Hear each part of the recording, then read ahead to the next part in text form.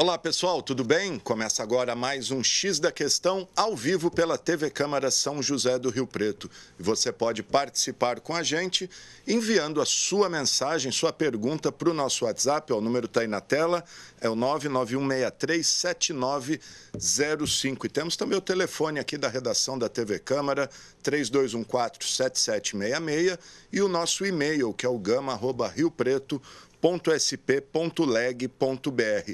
E estamos ao vivo também pelas nossas redes sociais. Estamos lá no Facebook, Câmara Municipal de São José do Rio Preto, e também no YouTube, TV Câmara São José do Rio Preto, onde, além de acompanhar nosso programa em tempo real, você pode deixar seu comentário, aproveita, curta, compartilhe nossas páginas, que é muito importante para a gente.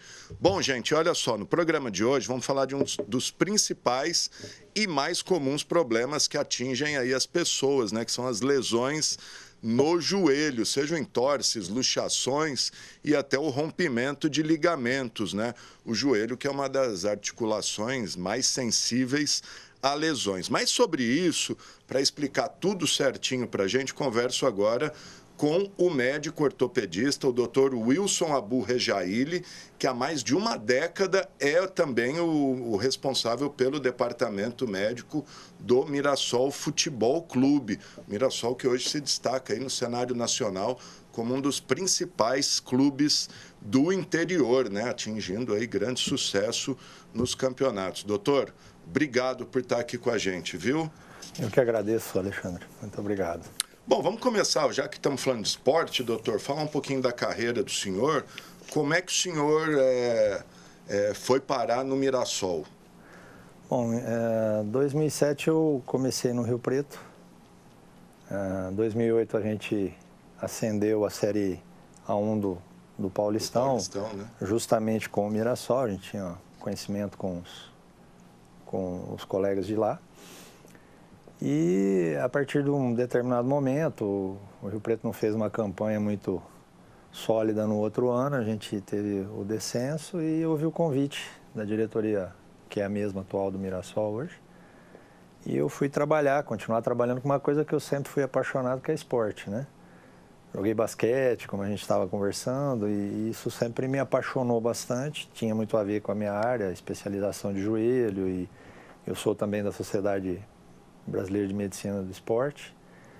E isso sempre foi uma coisa que na família a gente sempre praticou muito esporte. Então eu estava unindo uma paixão que é a medicina com outra paixão que era o esporte, né? Poder ajudar as pessoas e tá, né, num nível, né, na região, no caso, era o Mirassol à época, que estava um alto nível, e a gente começou a desenvolver o departamento, né, com o apoio obviamente da diretoria, e com isso a gente foi sempre melhorando e tendo, durante todos esses 15 anos que eu me encontro, 16 que eu me encontro lá, tendo bom resultado. Isso transferiu, né, para a rotina da região, que a gente tem talvez um dos melhores, né, ou talvez o melhor, mais organizado centro de excelência aqui da região. Uma grande estrutura lá, o Mirassol, sim, né? Tem uma grande estrutura. Doutor, antes da gente continuar no Mirassol, queria que o senhor jogou basquete, queria que o senhor contasse um pouquinho como é que foi essa migração do esporte para a medicina. Foi bem engraçado, né? Bom... No Franca o senhor jogou o grande? Sim, joguei Franca. Né? Eu comecei no América, o América tinha um time muito bom, né? A gente é do tempo que tinha palestra. O senhor é de Rio Preto mesmo? Sim, sou nascido aqui. Fiz faculdade em Botucatu, residência na USP de Ribeirão, e voltei, né, para Rio Preto. E na época, nascido aqui, comecei no América, tinha um automóvel clube, eu tenho 1,96 m, e fui tentar jogar no Franca, fiz os testes, fui aprovado e treinei lá durante um ano e meio, mais ou menos. Profissional mesmo? Era juvenil, infanto juvenil, treinei, eu participei de 1 ou 2 jogos só no profissional, porque era um time, tinha Guerrinha, Hélio Rubens naquele tempo, né? Os mais novos acho que nem vão lembrar disso. Tinha um time do Monte Líbano de São Paulo, que era Cadu, esqueci agora, que fazia medicina, né? O Oscar e o Marcel. Marcel. Né? Então era uma disputa muito ferrenha entre esses dois times na época, né? E lá eu fui desenvolvendo potencial. E eu percebi que naquele momento no esporte lá, né, isso é uma das coisas que a gente talvez conseguir, né, porque é um tema vastíssimo e apaixonante. Se tiver tempo, a gente vai passar a pincelar sobre isso. 1,96 m eu já estava ficando baixinho, né? Tinha um time da Pirelli lá, na época era muito bom, né? Tinha do vôlei e do basquete, e eu fui jogar basquete com um menino como eu, tinha 2,15 m, né? E realmente muito difícil, eu era pivô e fui percebendo, né? Hoje com o advento da medicina esportiva, com várias coisas que a gente pode ajudar, suplementação, tudo, talvez eu pudesse jogar como ala, tudo. Eu comecei a perceber que talvez eu não ia ter um desempenho de alto nível, eu preferi ir para a medicina, né? Que era um sonho meu e dos meus pais. Foi muito legal, mas foi uma experiência fantástica, né? Porque isso ficou dentro de mim ali, né? Eu gosto de assistir todos os tipos de jogos que eu vejo na minha frente, né? Principalmente vôlei, basquete, futebol, né? Hoje tem outras modalidades, mudou tudo, né? Como na medicina, hoje tem coisas online, coisas, né? Muito interessante, né? A evolução. E foi essa mudança, eu percebi que pelo aspecto físico, né? Que é uma coisa que a medicina esportiva, né? Tem os perfis, os biotipos, a gente começa a perceber e eu meio que intuitivamente percebi, não era médico, não era nada, mas percebi que talvez eu não teria o padrão para ser de ponta como eu vivenciei lá, né? E aí fiz medicina, né? Passei na nossa FAMERP, em Botucatu, lá na Unesp, né? Projeção, uma boa formação, depois fui para USP fazer ortopedia e cirurgia de joelho e automaticamente, joelho tem muito a ver com esporte, muitas lesões, né? E aí eu iniciei a carreira nesse sentido também de fazer a medicina esportiva, entender de suplementação, entender, né, de lesões, de preparação. Lógico que tem, né, em qualquer clube de futebol hoje e com grande excelência, tem o fisiologista. Hoje nós somos a equipe, né? A gente não fala o médico comanda, né? Às vezes no local o médico comanda, mas às vezes pode ser o fisiologista. E tem que ter uma congregação muito grande de trabalhos para evitar lesões e que o clube, um paciente do meu consultório, um cliente do meu consultório, não tenha lesões naquele esporte que ele gosta. Tem corredores que praticamente são profissionais, mas ele, de repente, trabalha, né, como você, jornalista, ou como eu, médico, mas ele tem um prazer de fazer um esporte e, às vezes, em altíssimo nível. Não é profissional, ele não vive daquilo, mas ele tem que ter um trabalho, uma orientação muito grande de todos os níveis, né, desde bioquímico até biomecânico, muscular, para que ele não tenha problema. Ô doutor, ainda sobre o Mirassol, né, o senhor falou há mais de 10 anos, 15 anos lá. Qual é o grau de influência desse corpo, enfim, técnico, médico, fisiologista, preparador físico, influencia no desempenho do time? É muito importante, né? Muito importante, porque desde você colher alguns exames bioquímicos e perceber que aquele jogador precisa parar de treinar hoje e para que ele possa desempenhar a função amanhã, ou por exemplo, atualmente hoje, né? Especificamente o Mirassol terminou o jogo 23:35. Tivemos a primeira vitória, né? Graças a Deus, um jogo dificílimo, né? O Paulistão é um campeonato dificílimo, né? A gente estava conversando lá e o Paulistão ele muda, tem uns 350 jogadores mais ou menos, eles mudam só de time durante o ano, porque muitos times não tinham, né? Agora os times estão começando a ter Série B, Série C, né? Acho que são 1 ou 2, se me falha a memória, que não tem campeonato o ano todo. Então esses jogadores já não estão migrando tanto, ou quando migram, ele migra para outro time. Então são times muito compactos, um tiro curtíssimo, e é aí que entra, né, todos os departamentos para ajudar o clube. Alimentação, prevenção de lesão, suplementação, tudo isso é fundamental. Então, por exemplo, hoje o clube está lá em Sorocaba, no centro de treinamento. Por quê? Como que ele vai pegar, jogou quarta à noite, vai voltar para Rio Preto, né, para Mirassol, descansar em Mirassol e sábado à noite já tem um jogo contra o Água Santa em Diadema. Na verdade, vai ser no Canindé, São Paulo, quer dizer, a distância é praticamente 50 quilômetros a menos. Então, quer dizer, os jogadores já foram para Sorocaba, num CT lá do extinto Atlético Sorocaba, que vários clubes até da primeira divisão da Série A ficam lá, do brasileiro. vão descansar. Hoje à tarde já faz o regenerativo, quem jogou já fica só no regenerativo, deixando o músculo desinchar, fazer todo um trabalho. Por quê? É um campeonato de tiro curto. Quarta e domingo, se você observou, né, todos os times estão jogando tem jogo, né? 3, 4 dias, tem 2 ou 3 dias de repouso. É aí que entra todo o trabalho realizado por todos os departamentos, óbvio, né? E que faz com que eles tenham, né, tranquilidade, os jogadores, para desempenhar o maior potencial deles. Então, se o jogador, ou uma pessoa normal também, ele está com uma dor calcânea, né, você tira ele hoje, trata, faz físio, 2 períodos, e vai ter um apronto amanhã. Então, ele está apto amanhã sem dor para treinar. Se você, de repente, insiste em colocá-lo hoje para treinar, ter impacto, ele não vai conseguir jogar o jogo no sábado. E, obviamente, hoje, em todos os níveis, a gente percebe isso, né? Todos os clubes, até os menores, estão procurando fazer isso dentro das possibilidades financeiras de cada um, obviamente, para que eles possam ter esse trabalho, porque eles sabem que, às vezes, um jogador que faça um gol lá, ele muda de patamar no clube, muda o nível que ele está, muda a quantidade financeira, e isso faz com que ele possa desenvolver ainda mais o trabalho. A recuperação, né? É muito importante. A gente tem um trabalho muito bom lá entre todos vamos dizer assim, do departamento que trabalha com saúde, a equipe, né? do senhor é composta por quem? É o senhor, fisiologista, massagista? Nós somos em 2 médicos, né? Temos o fisiologista, tem o nutricionista, tem 4 fisioterapeutas, né? Que a gente tem base profissional, então acaba, nesse momento que a base está, né, começou em maio, então eles estão lá também na recuperação de jogadores, porque são vários jogadores, né? Um grupo não se limita aos 23 que jogam, né? Nós temos os 26 de lista A, né? E tem os da base que são lista B, então geralmente você trabalha com um grupo ali de 30, né? Então é muita demanda, né?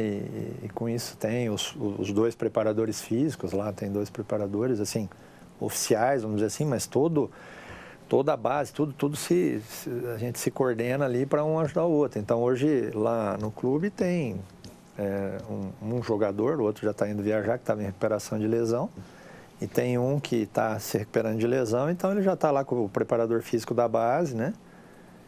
Que está São Paulo agora, a Copa São Paulo, então ele está trabalhando o jogador aqui visando para ver se na próxima semana ele já possa estar com o grupo treinando, que ele está voltando de uma lesão, de uma pequena fratura de tornozelo, e aí ele já volta. Então todo esse trabalho é meio que tudo ao mesmo tempo. Tudo junto, né? E misturado. Tudo. Aí, né? Não dá para, né? Você pega um campeonato de Série B que às vezes tem Copa do Brasil, tem Copa Paulista. Ano passado a gente tinha Copa Paulista teve a Copa do Brasil, tem a Série B, quer dizer, é muita demanda e o clube está, né, bem preparado para suportar.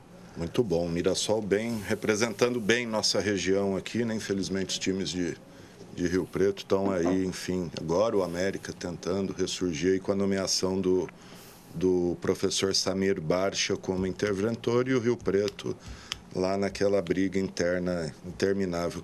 Doutor, queria que o senhor falasse um pouquinho da medicina esportiva. Quando a gente fala medicina esportiva, o que significa esse conceito? Imagino que deve ter um leque de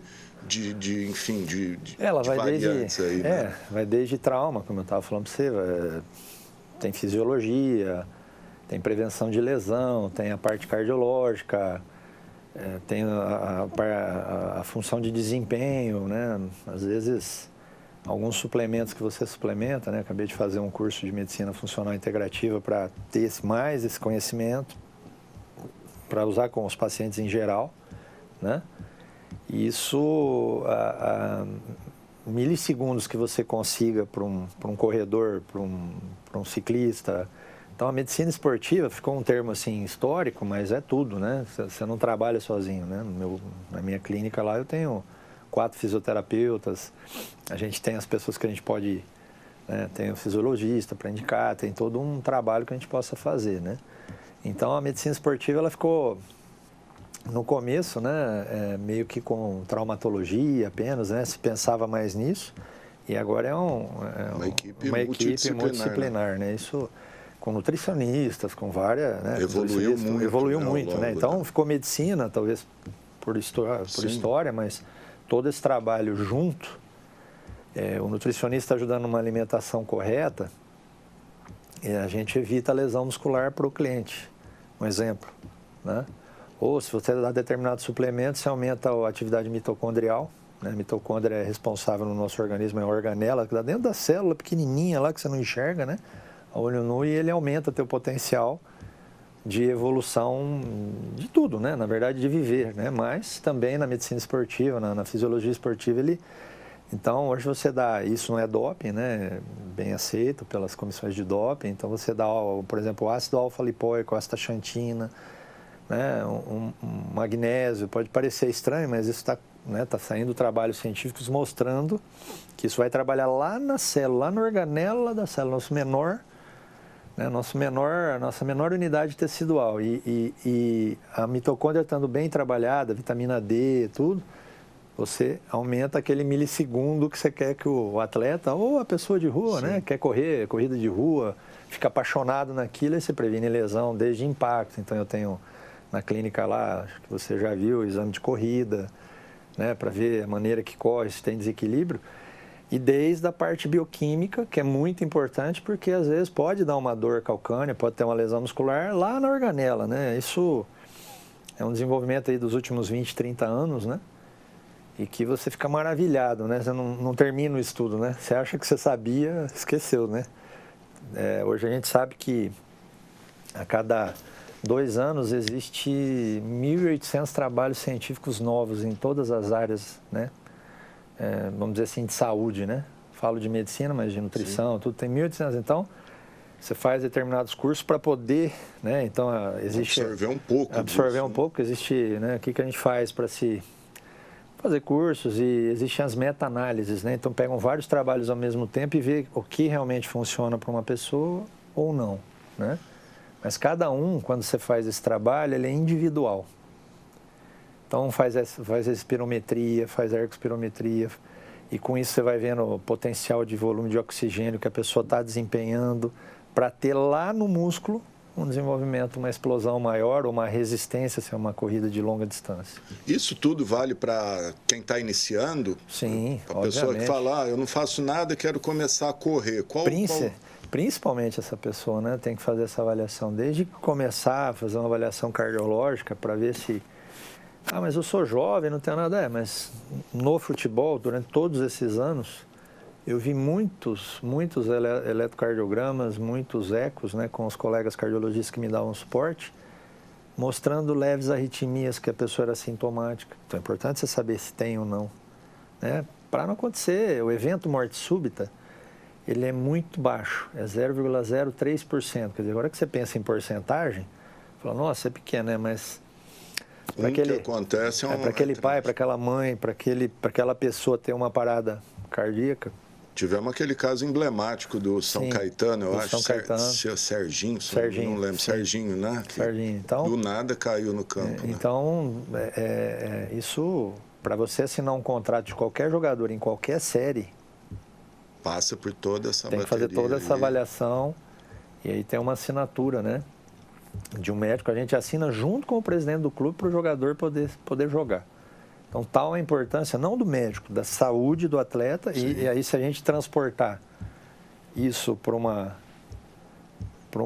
pessoa normal que não está acostumada a fazer atividade física, é fundamental que faça essas avaliações, tanto do ponto de vista, né, nutricional, muscular.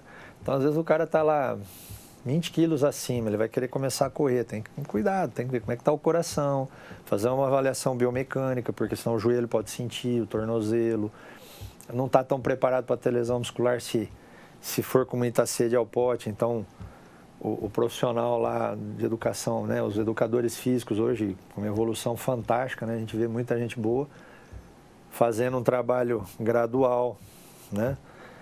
Você pega um cara que começou hoje, daqui 6 meses ele vai estar voando, né? Então, mas ele começou devagar, porque com todas as avaliações. Então, tem todas as avaliações bioquímicas que você pode fazer, e isso acaba, obviamente, revertendo em saúde, né? Que é o mais importante. Sim.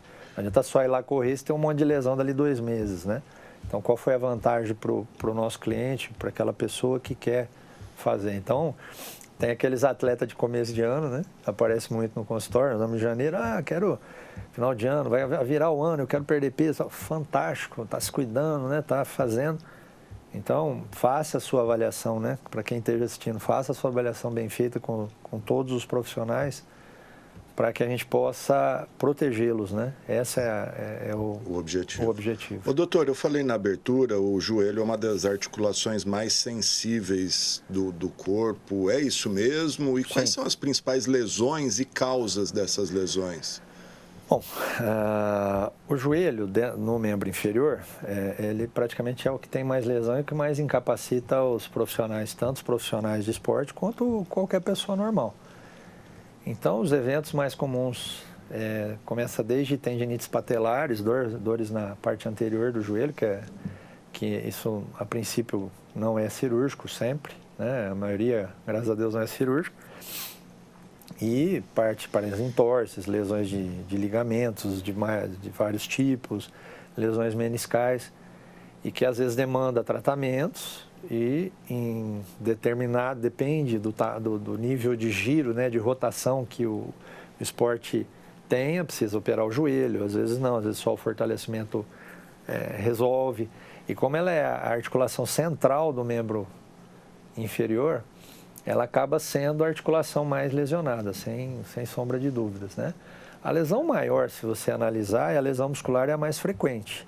Mas se você pensar em lesões por trauma, seria o joelho disparado, né? O senhor falou da corrida. A corrida hoje está muito na moda. Ela é recomendada para qualquer um?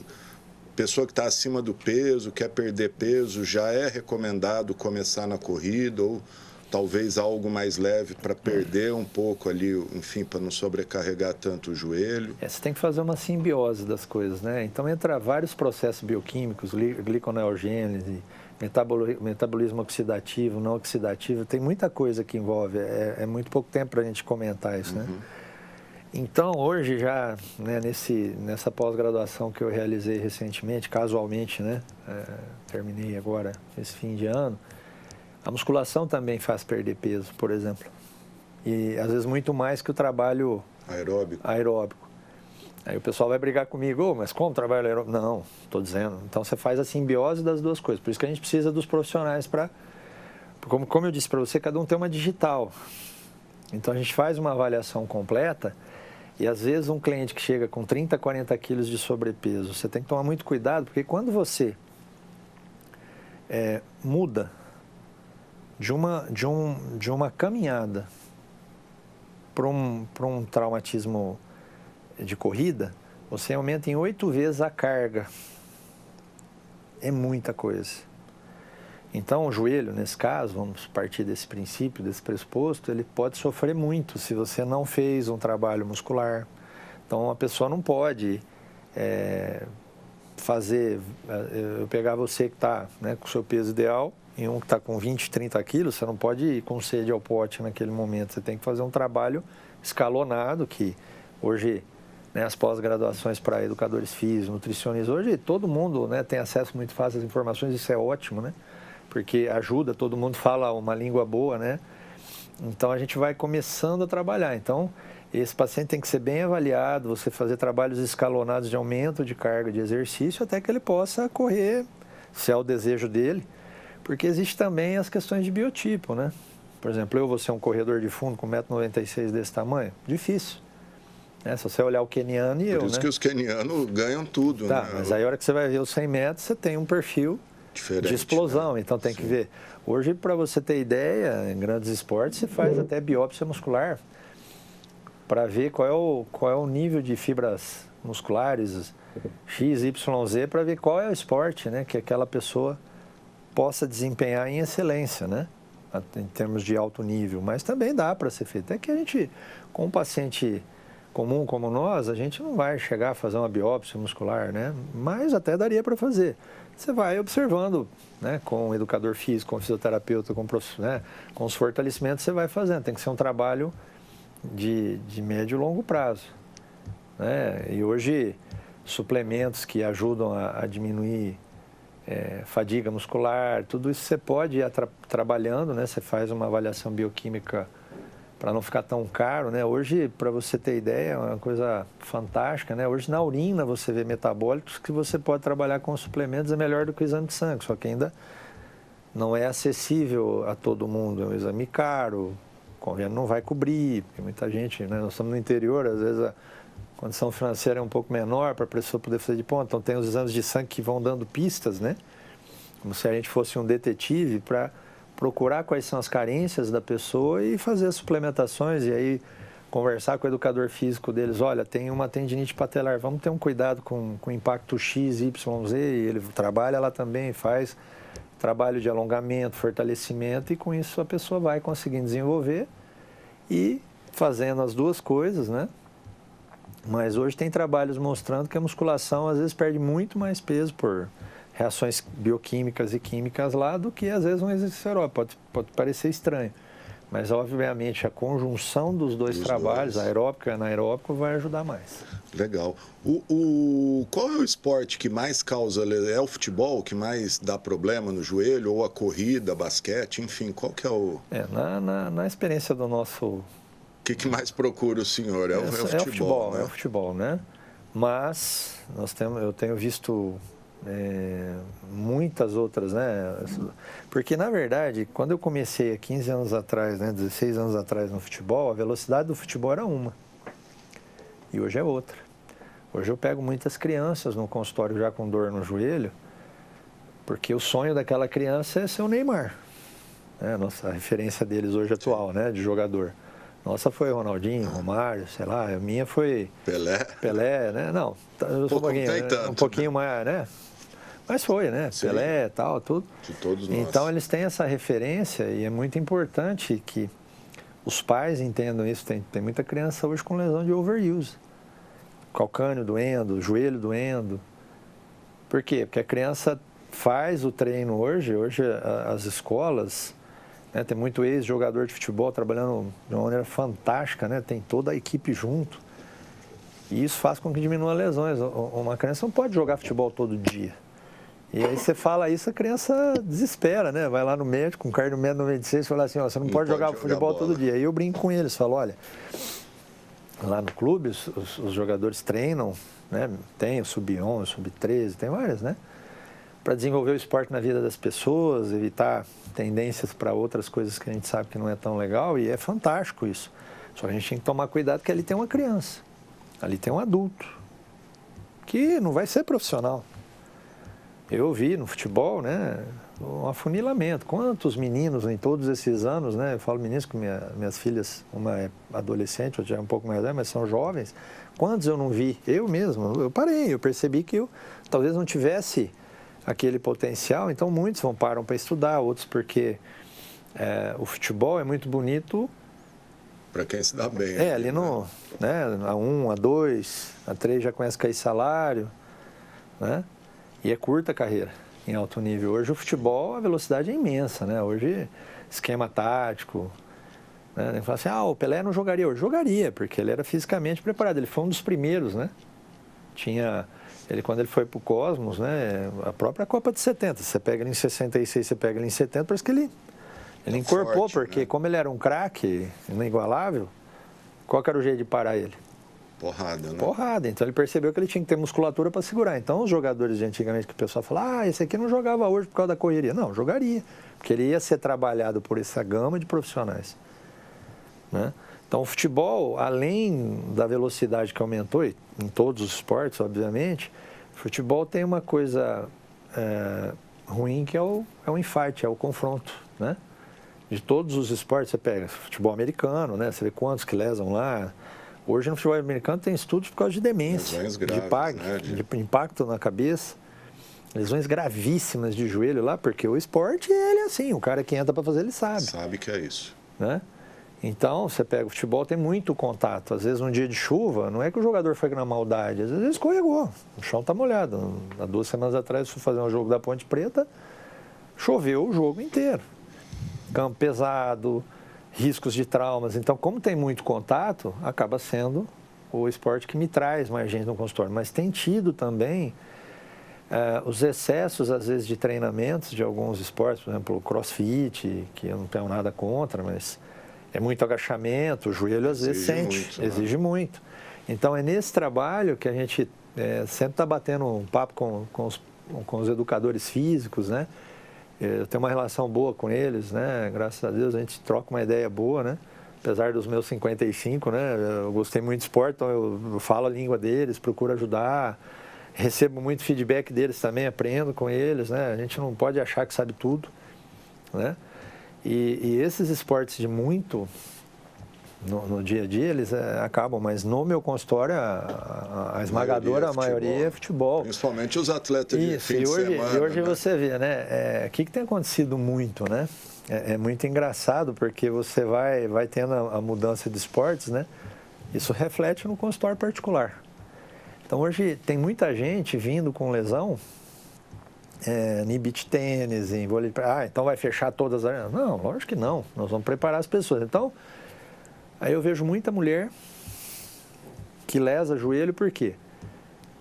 2, 3 amigas, você monta um grupo para fazer. Então é fácil, é uma coisa popular, né? Como é que é? Democrática, vamos dizer assim. Porque hoje você montar um campão de futebol é 22 pessoas. Então até você achar 22 pessoas para jogar, mesmo sendo o país do futebol, é difícil. Achar goleiro, então, né? Achar goleiro, né? O goleiro os caras até pagam para o cara jogar, né?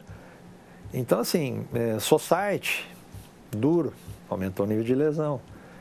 A areia é tranquila, a areia não é tranquila, a areia tem um atrito muito alto. É até mais difícil, né? A mulher, por que eu estou falando de mulher, né? Porque mudou. As mulheres estão fazendo muito esporte, que bom, né?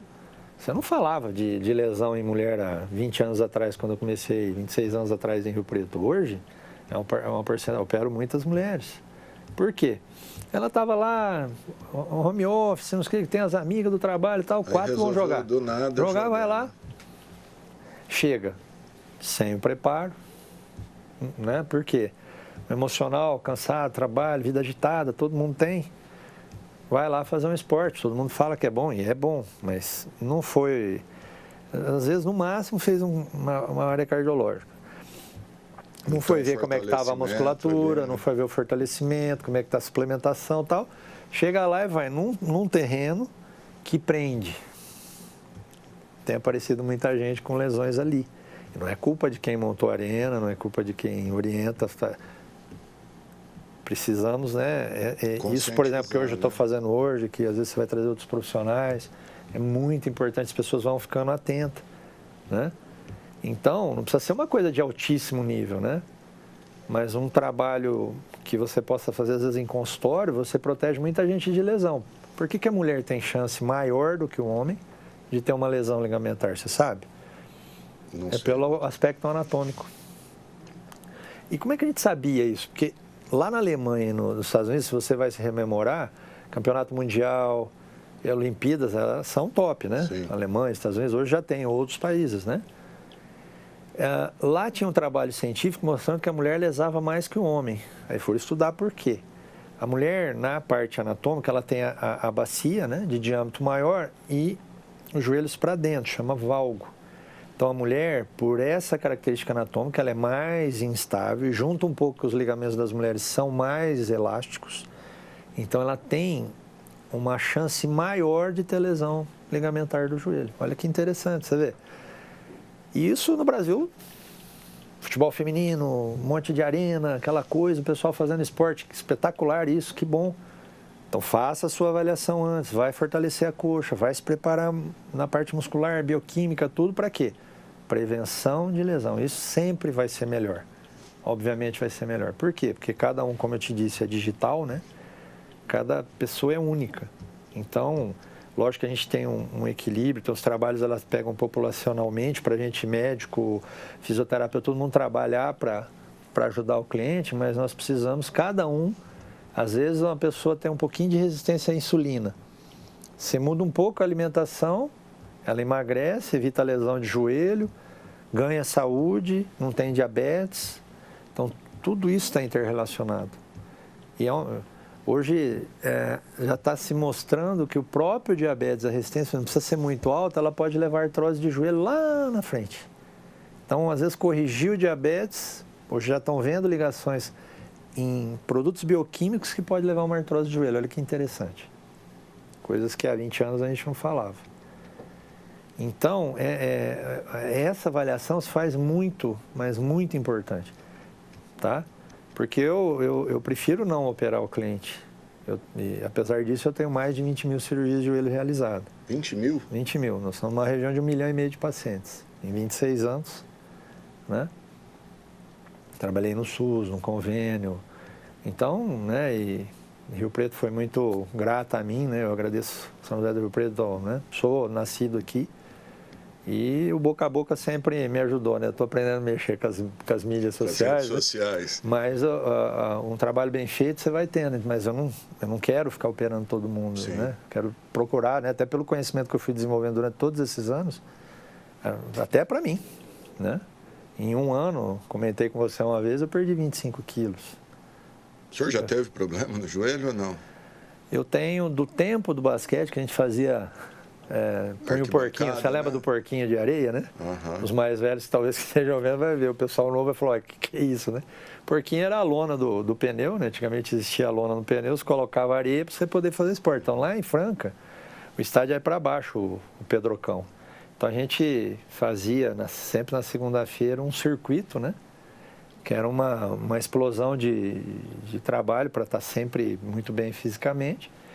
E eu tenho um pouco de artrose no meu joelho esquerdo, lá daquele tempo, de muito saltar muito em escada, fazer, que era o pensamento à época.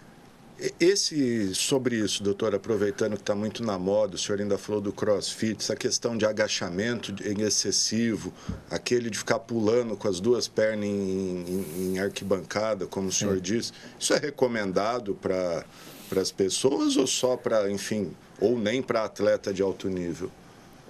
Na verdade, os trabalhos biomecânicos, eles mostram que não é recomendável, né? E eu sei que isso vai dar uma polêmica absurda, né, falar isso. Mas é simples, você pensa o ligamento como se fosse um elástico.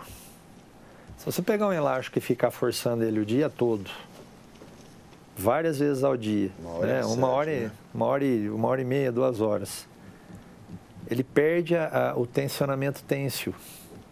Né? Eu gosto de falar isso até no consultório para os clientes, né?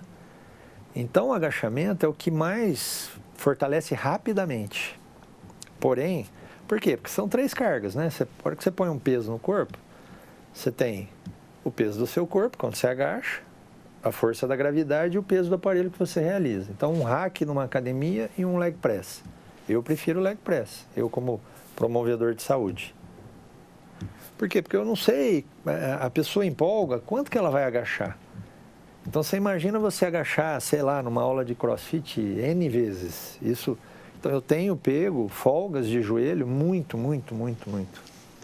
E não é nada contra o crossfit, é só mudar um pouco a aula, esporte aeróbico fantástico. Se você faz um trabalho de aerobia com anaerobia, fazendo uma musculação muito bem feita, o paciente... ele vai viver mais, né? É a ciência da longevidade hoje que se fala, né? Então, assim, eu tenho um pouco de receio, então eu procuro evitar o agachamento. Não que seja péssimo, sempre é errado, nada disso aqui.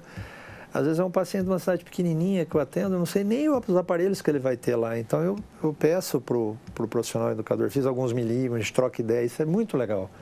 Porque não é que eu, sou médico, vou ter que mandar. Não, longe disso.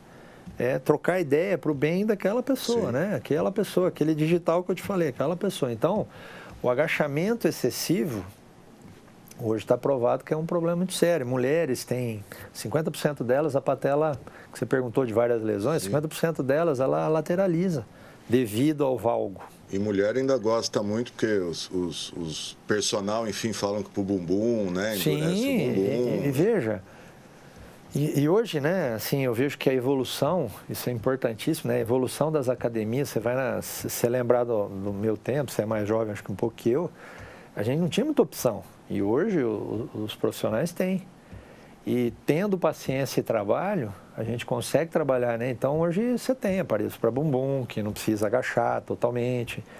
Então, e os personagens hoje têm um monte de pós-graduação legal. Então, está sendo muito legal com os educadores físicos, porque eles também começaram a entender Porque não adianta também você querer ter um paciente, um cliente, que ele quer tudo a qualquer custo.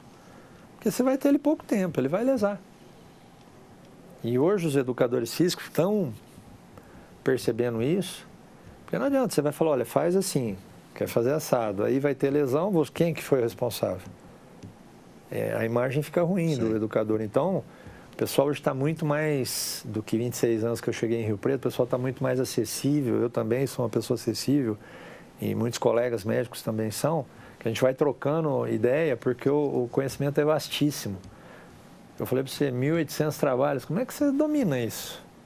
Por mais que você leia, estude, quer dizer, fazer um curso, uma coisa, então, um vê 100 trabalho aqui, outro vê 100 ali, a gente troca ideia, ó, se você der esse suplemento, diminui lesão muscular, ajuda no tendão do joelho, então tudo isso acaba ajudando.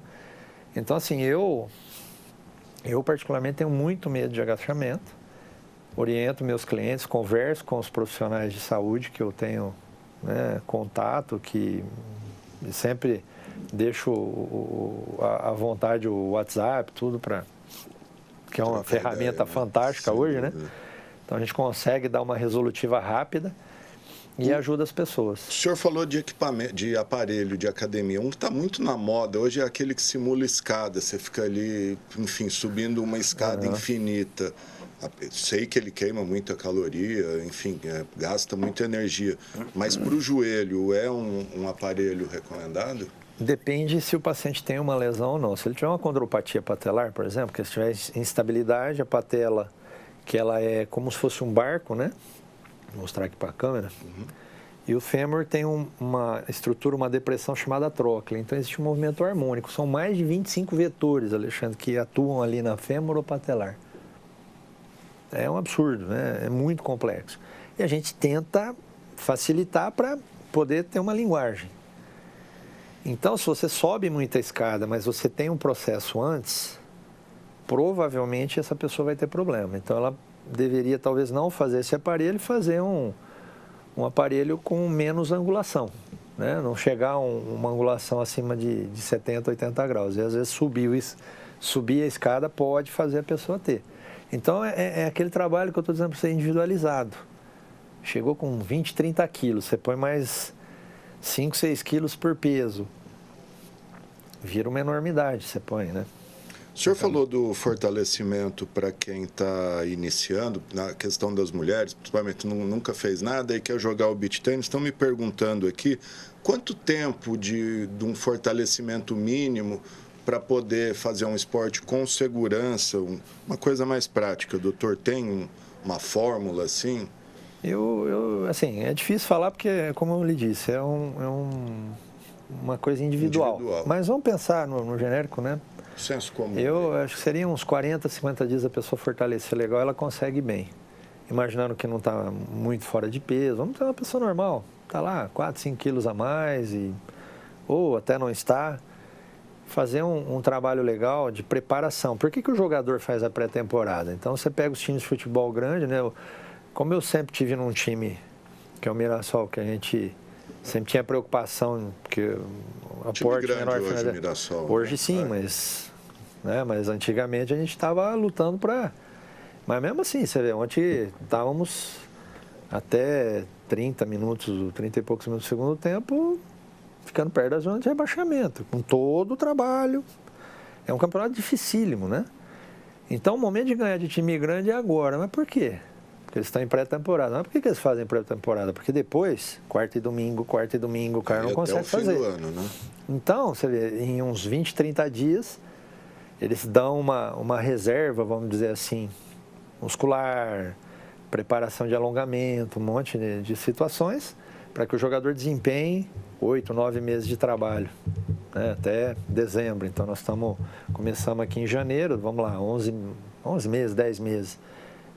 E sempre ali, cuidado. Aí, uma semana, nossa, a comissão técnica, a comissão de saúde, vamos pôr assim, comissão de saúde, né, departamento de saúde no Mirassol adora quando tem uma semana entre um jogo e outro. Por quê? Vamos recuperar os jogadores, vamos fazer um pouco de trabalho muscular porque perdeu, porque não fez. Como é que você vai fazer uma musculação, deixar a coxa toda edemaciada e amanhã você tem jogo?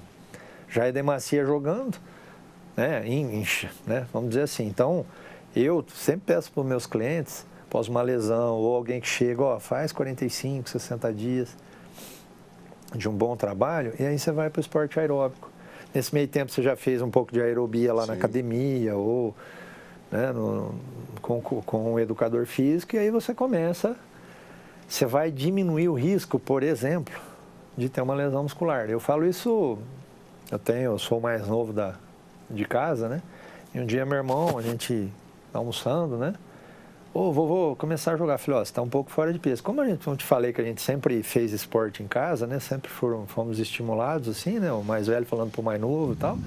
Então, você pega uma pessoa assim, parece que a genética ajuda, entre aspas. Na verdade, é a memória física, né? E aí ele enxugava rápido. E ele, não, eu vou jogar meu futebolzinho lá com o pessoal.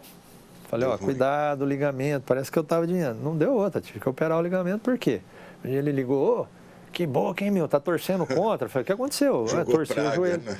Mas estava fora de peso, não tinha feito um trabalho muscular. E é isso que eu procuro passar para os meus clientes, né? Para as pessoas, amigos, tudo. Ó, faz um preparativo muscular primeiro, depois você vai para o esporte. Porque hoje, todo mundo está se preparando. Então, você vê jogos de futebol, várzea, não várzea, ali no clube, que você é sócio, tudo, o pessoal está numa velocidade, todo mundo se preparando. Não é que não quer perder, mas quer aproveitar aquele momento para relaxar do trabalho pesado, da dor de cabeça do dia a dia, que todo mundo tem. E dá o máximo ali. E dá o máximo, né? Ô doutor, eu vi uma entrevista, não sei se foi uma entrevista ou livro do Abílio Diniz uma vez, que ele é um triatleta, enfim, sempre fez esporte, e ele fala que um dos segredos de uma velhice tranquila é trabalhar o fortalecimento das pernas e do joelho, tudo, até para uma certa autonomia na melhor idade. É isso mesmo? Sim, ele está... ele foi um dos ícones, né? No curso que eu fiz, colocaram ele, né? Então, eu tenho aprendido a mexer com anabolizante, que era uma coisa que eu tinha receio, né? Porque na faculdade você não aprende tudo, né? Você não aprendeu na sua, tem a vida diária. Então, se você tem perna, né, vamos dizer assim, se você tem membros inferiores bons, qual uma das maiores causas de falecimento dos idosos? É a fratura de fêmur.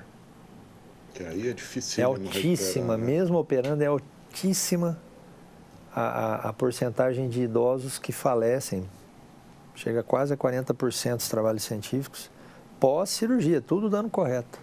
Porque dá uma escara. Então, se você cai menos, você tem menos lesões ósseas, porque tem osteoporose e tudo. Então, a medicina está mudando para uma área bioquímica. O que eu estou falando para você hoje, daqui a 10 anos vai aparecer mais. A medicina mudou. Vamos falar melhor, a saúde mudou. Então, a gente fala de suplementação. Por que ele falou isso, por exemplo? Você deve lembrar do Abílio Diniz antes e depois de fazer o trabalho. Então, a massa muscular que ele ganhou, principalmente dos membros inferiores, mas ele também fez para membros superiores, faz com que ele caia menos. Hoje tem trabalhos mostrando que a massa muscular, olha que interessantíssimo, né? A massa muscular, quando você faz academia, ela libera um hormônio chamado mioquina, né? Miocina, e que previne demência.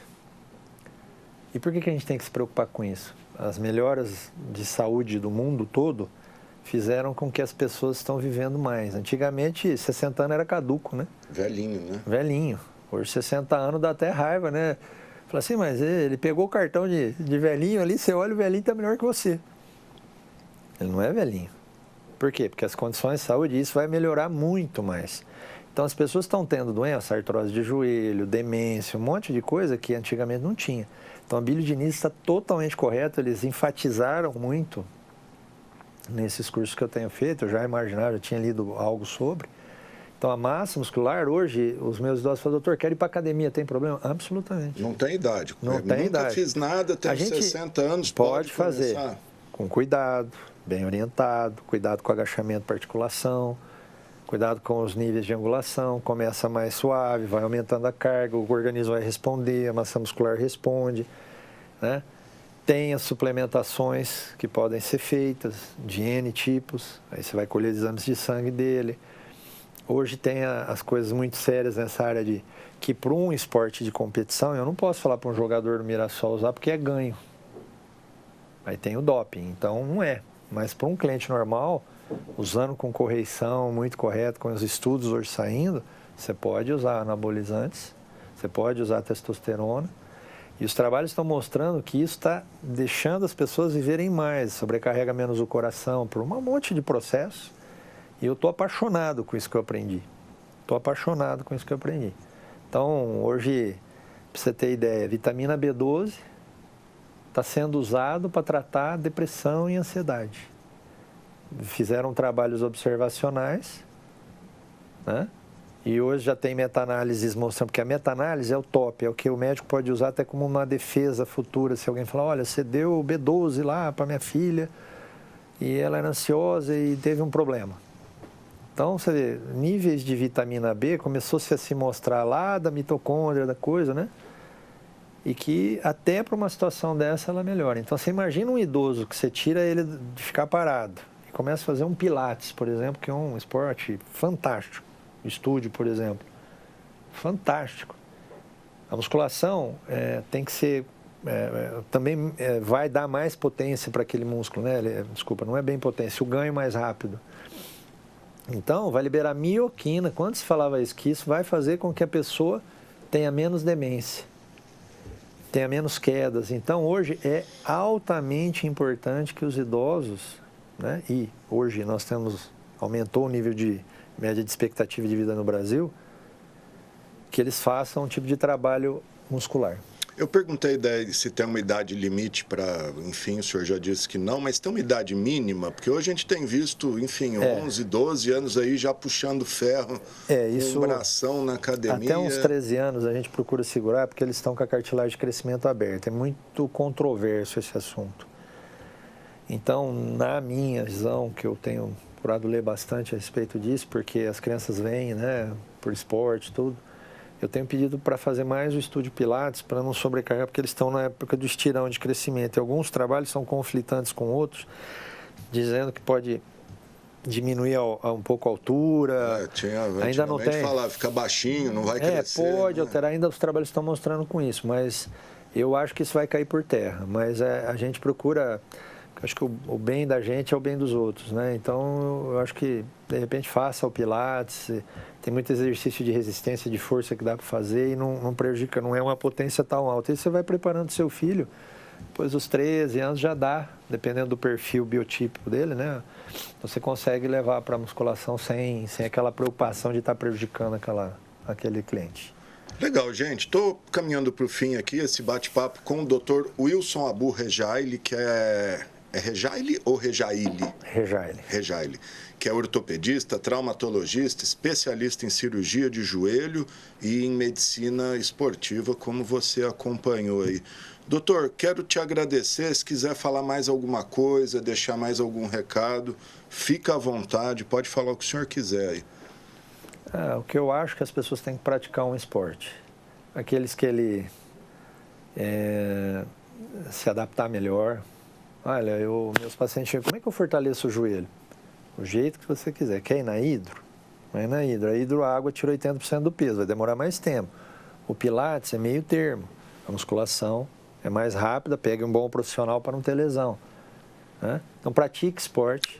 Sem interromper, na pandemia que as pessoas estavam em casa, falou-se muito dos exercícios com o próprio peso do corpo, com um saco de arroz, tudo isso é válido? É válido. Só tem que tomar, né? Sempre tem que ver bem orientado, né? A questão da articulação. Então, fazendo o trabalho, pode fazer em casa. São as borrachinhas. Exercício resistido. Sentar e levantar. Sentar e levantar, óbvio. É o que a gente precisa. É o que você falou do idoso. É o que a gente vai precisar. O idoso vai se levantar lá do sofá, aquela dificuldade, se ele tiver massa muscular, por isso que o Abílio Diniz também falou. E também, antes de iniciar um processo de atividade física, que às vezes vai ser pesado, vá ver como é que está seu coração, para não ter risco de morte súbita. Né? Fundamental. Vá, se puder, se a parte financeira permitir, vá fazer essas avaliações com os médicos e nutricionista e avaliação pré, tudo. O senhor falou que tem avaliação até da pisada, quem quer correr. Sim, da pisada, quem quer correr tem. A gente tem lá as câmeras e os transdutores. Hoje, com o advento da tecnologia, tem GPS, tem tudo. Então, você desenha o corpo da pessoa lá para fazer as atividades. Né? Na clínica, a gente tem isso. Então, ajuda muito. Né? Mas às vezes eu não tenho condição, doutor. Então, vá, procura um bom profissional na academia, tenha cuidado, vai com calma. Eu sempre peço pacientes, vá com calma. Começa de leve, né? Começa de leve e vai aumentando. Hoje, quando eu decidi mudar, né, perdi 20 e poucos quilos, como eu te falei, faz 2 anos que eu faço musculação. Quase todos os dias. Acordo 5 horas, sou meio madrugador, sempre fui. E faço aquele horário ali que eu tenho disponível na minha correria de vida. Então, faça uma atividade, porque isso vai te dar saúde lá na frente. Com certeza, não fique inativo. Você vai acabar comendo muito, a ansiedade vai aumentar. É um processo, o organismo é louco. Se você deixa, você começa a comer e não sabe por que está comendo. E aí começa a engordar, ter lesões, coração, tudo. Então, faça atividade. A alimentação é fundamental também. Fundamental. Né? Até porque diz, né, doutor, o senhor, claro que sabe melhor que ninguém, que depois de uma certa idade começa a ter perda de massa muscular. Sim, né? Obviamente. Entendeu? Então, comer proteína, fazer suplementação. Você não é como conseguir comer 500 bifes, né? Desculpa a gente falar, não é bem assim, mas comer 10, 15 bifes num dia. Então, tem creatina, tem glutamina, tem vários que podem ajudar, whey. Ver que tipo de whey, se não tem muita caloria. Então, aí o nutricionista, eu tenho visto aí o funcional que trabalha, né, usar menos carboidrato. Tem um monte de coisa legal aparecendo e se deixar eu falar, eu vou ficar aqui o dia inteiro. Então mas nós não temos, então eu agradeço muito a tua... O papo muito legal aqui, dava para a gente ir embora mesmo, mas já fica o convite, uma outra hora o senhor voltar aqui para a gente continuar esse bate-papo bem legal aqui, interessante. Eu agradeço muito a tua abertura e para poder ajudar as pessoas sempre. Sem dúvida. Obrigado, viu, doutor? Tá aí o doutor Wilson Abu Rejaile, ortopedista, traumatologista, especialista em cirurgia de joelho, medicina esportiva e mais um monte de coisa. Medicina funcional agora. Medicina funcional agora. Com muito orgulho. Sempre para ajudar meus clientes. Um dia o senhor pode vir falar só de medicina funcional. Estou às ordens. A hora que você tiver pauta, eu estou às ordens. Obrigado, doutor. É isso aí, gente.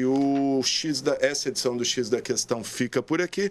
Se você quiser rever esse programa, ele será reprisado logo mais às 8 horas da noite. Amanhã cedinho às 7 horas da manhã e depois ao longo da nossa programação. Mas desde já está disponível nas nossas redes sociais, tanto no YouTube quanto no Facebook. Lembrando sempre que você pode enviar mensagens aqui para a gente com sugestão de pauta, de entrevista, de reportagem, o que você quiser. O nosso número está aí na tela e as informações aqui da Câmara você encontra no nosso site, que é o riopreto.sp.leg.br. Legal, gente. O programa de hoje teve os trabalhos técnicos do cinegrafista Oséias dos Santos, o GC do Thiago Zatti, o controle mestre do Fernando Giroldo e o áudio do Flávio Furlaneto. Valeu, gente.